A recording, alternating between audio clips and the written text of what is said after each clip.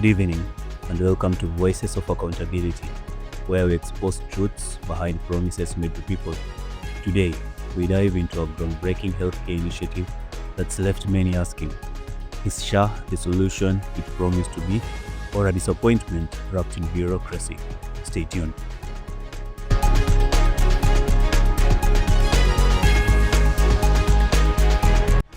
Healthcare is a fundamental right for every Kenyan. Over the decades, the National Health Insurance Fund, or NHIF, has been at the forefront of providing medical coverage. And now, a new system, the Social Health Authority, SHA, has been introduced to improve on NHIF's legacy. But how did we get here? What does SHA promise, and what challenges are Kenyans facing during this transition? In this two-part investigative piece, we explore the background of NHIF, the government's promises about SHA, and the ongoing struggles faced by patients, healthcare providers, and the system itself.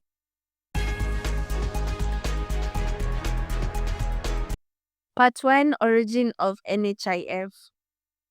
The National Health Insurance Fund was established in 1966 under the Ministry of Health.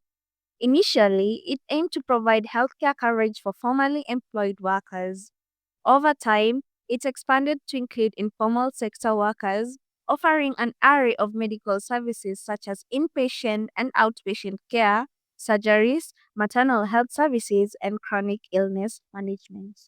Despite its importance, NHIF faced significant challenges. Reimbursement delays, corruption scandals, and inadequate funding often left healthcare providers unpaid and patients struggling to access care. Some services, like specialized treatments or expensive medication, were not covered under the scheme.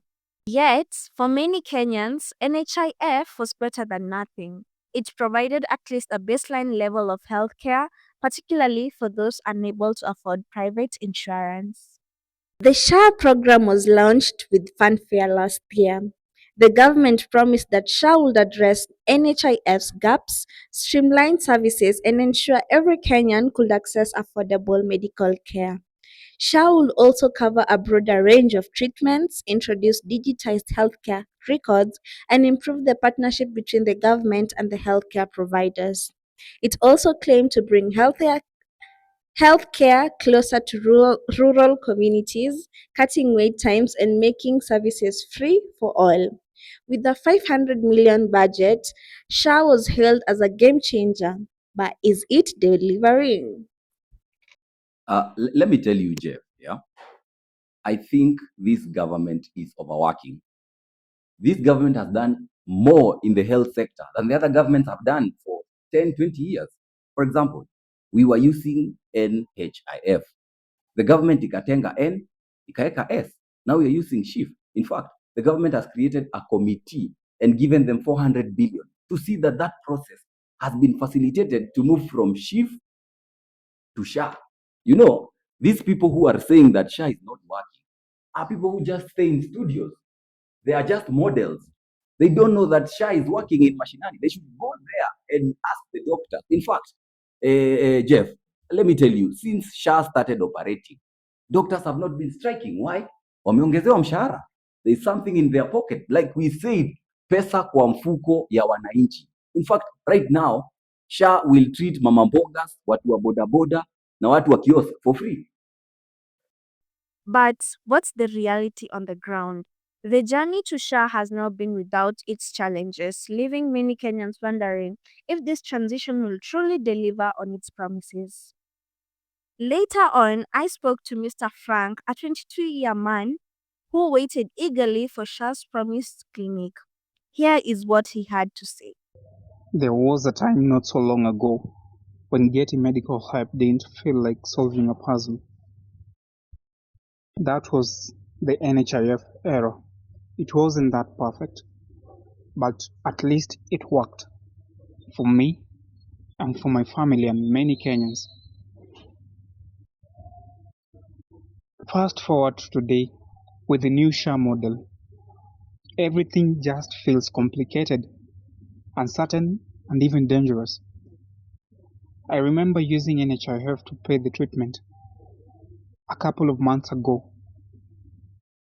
I had registered under NHIF a couple of years back, and it wasn't that complicated. Walking into a hospital, present your card, and you get help. It's simple, clear, and reliable. Now, with the new SHA, that hope has now become a process, a digital process. You're expected to be registered, verified, and authorized before getting help. And let's be honest, most people, or rather many people, have not even understood what this SHA is or how to use it. There seem to be a little bit of confusion. Earlier this year, unfortunately, I fell sick. It was really bad. I thought it was just a mere malaria. I went to a public facility thinking it would be like before with the NHIF. But they told me I needed to transfer my registration to the SHA system. Unfortunately, I wasn't able to access medical care because I couldn't afford to pay privately. So I had to seek for other alternatives. It is really difficult and painful to watch someone falling sick and being subjected to death because of their illness. Not because the illness was severe, but because there is delayed treatment due to some reasons.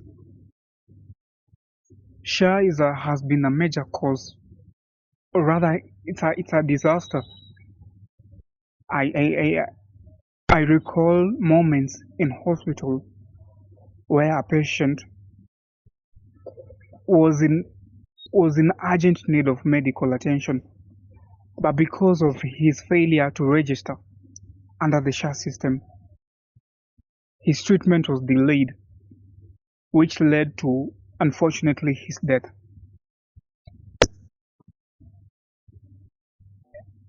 I feel it's a crisis because personally, I had gone not once but twice to hospital. Even after registering, I was told that the system still is not responding. I needed to exercise a little bit of patience. But what is patience when you are hurting inside, when you are ill? I was ill and I couldn't take it. I had to mobilize resources from friends, family, and colleagues so that I could cater for my healthcare. The private option of paying for your hospital care is quite expensive, having in mind the current situation of our economy in the country at the moment. Right from medical consultancy to the pharmacy, it's quite crazy, and somehow it made me drain financially. I was overburdened and overwhelmed with debt because some of the cash that I borrowed, some of the cash that I needed, I had to borrow. And therefore there's nothing good about this SHA. If anything, I played with the government to help us smoothen this transition, or rather we just go back to NHIF. However, the fault it had, at least it was serving Kenyans. To avoid further disaster, we are praying and we are seeking the government to act. Thank you.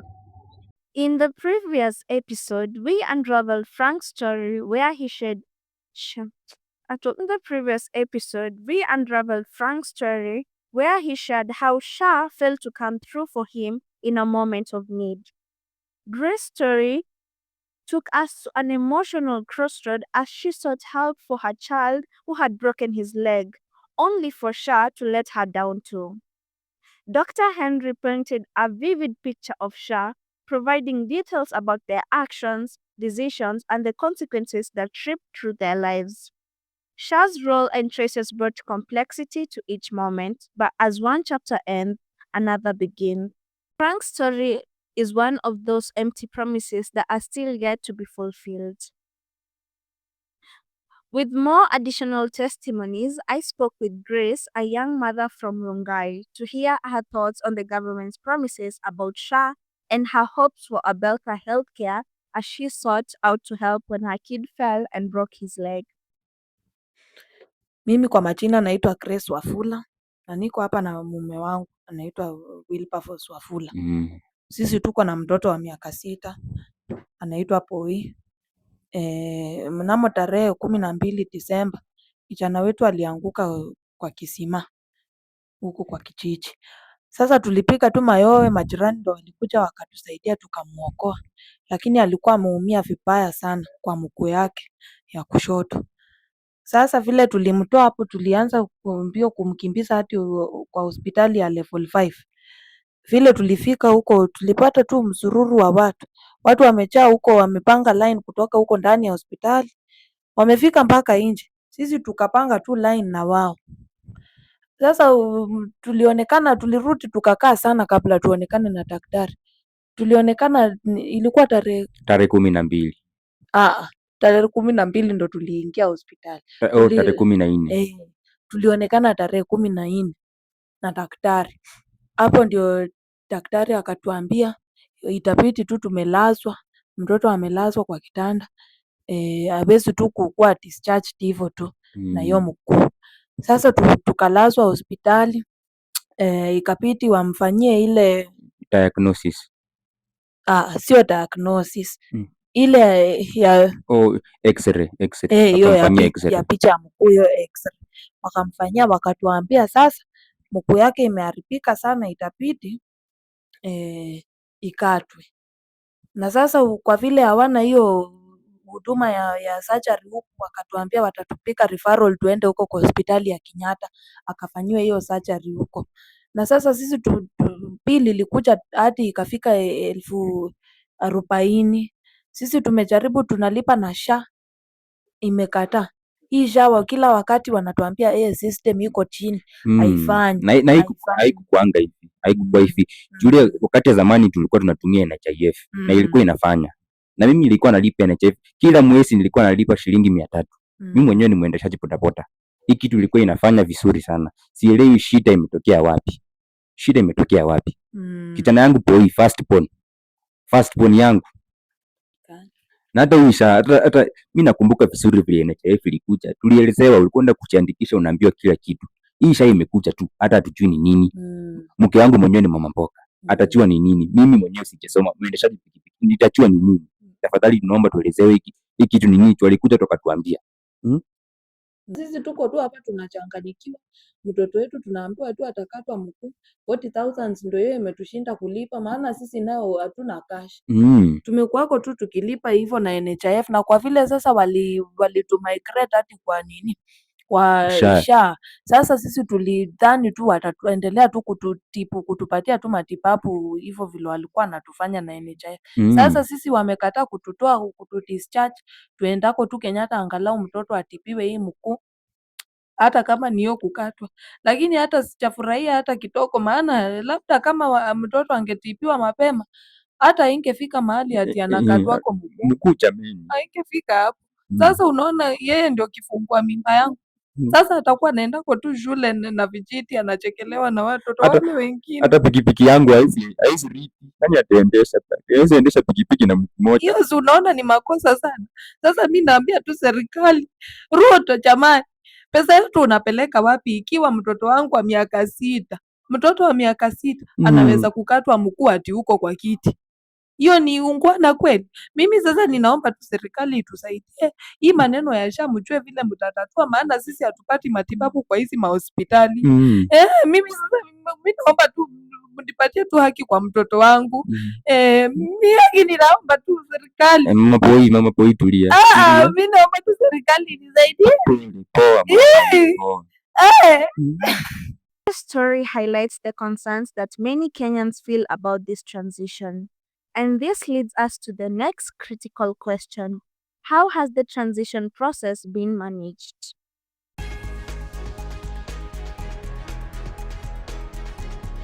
Welcome back. Initially, we uncovered broken promises and missing money in the SHA program. We also revealed the stories of patients rejected by hospitals for failing to present their SHA card. And now, we continue our investigation, exposing deeper systemic failures, from corruptions and inefficiency to technology lapses, that leave countless Kenyans stranded without critical medical care. In the previous episode, we unraveled Frank's story where he shared how SHA failed to come through for him in a moment of need. Grace's story took us to an emotional crossroad as she sought help for her child who had broken his leg, only for SHA to let her down too. Dr. Henry painted a vivid picture of SHA, providing details about their actions, decisions, and the consequences that tripped through their lives. SHA's role and choices brought complexity to each moment, but as one chapter ends, another begins. These heartbreaking accounts are just the tip of the iceberg. Behind the bureaucracy lies a world of mismanagement where the promise of affordable healthcare is overshadowed by operational chaos. At the heart of the SHA's programs, failure is a dependence on the outdated systems. Patients must carry physical cards even as digital solutions remained underutilized. Later on, we spoke to David Mburu, an IT specialist on the healthcare systems, and this is what he had to say. The reliance on physical cards is prone to inefficiencies. So we need to have modern technology that will our reliance on physical cards is inefficient and it is prone to issues such as theft. So we need to employ biometric systems and modern technology to eliminate these issues. But the problem has also been the implementation due to lack of funds. From Nyandarua faced a nightmare when her husband fell seriously ill, and this is what she had to say. We rushed him to the hospital, but they turned us away because we didn't have the card. I tried to explain that we had registered, but they wouldn't listen to us. He died the next day. I still have the registration receipt. I don't know why they do this for us. The government is not being fair. Her husband's death was preventable. A simple digital verification system cost a but husband's death was preventable. A simple digital verification system could have saved his life. For many, the cost of private healthcare after being denied treatment under SHA is crippling. Later on, we talked to Dr. Esther Kamau, an economist specializing in healthcare financing, and this is what she had to say. The SHA program was meant to reduce out-of-pocket expenses for the most vulnerable, but instead, people are spending more taking loans or worse. Billions of shillings have been poured into the SHA program, but where has the money gone?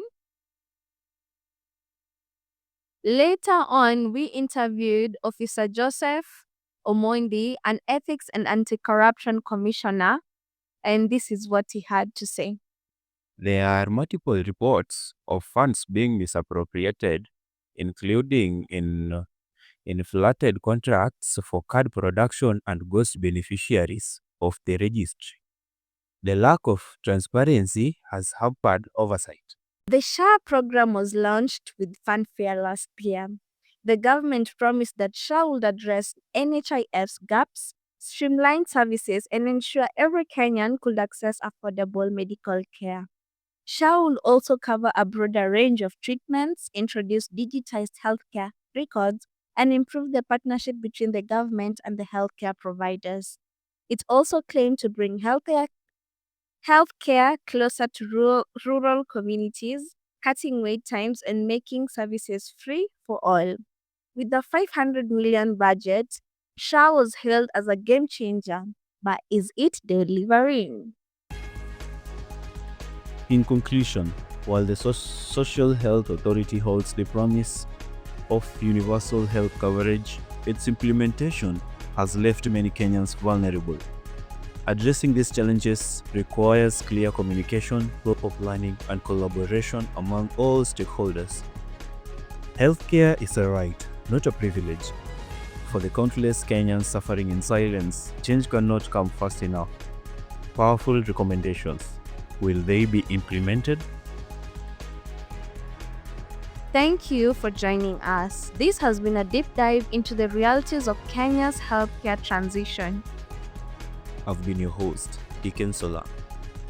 And Ruth Mwangi, for more stories that matter.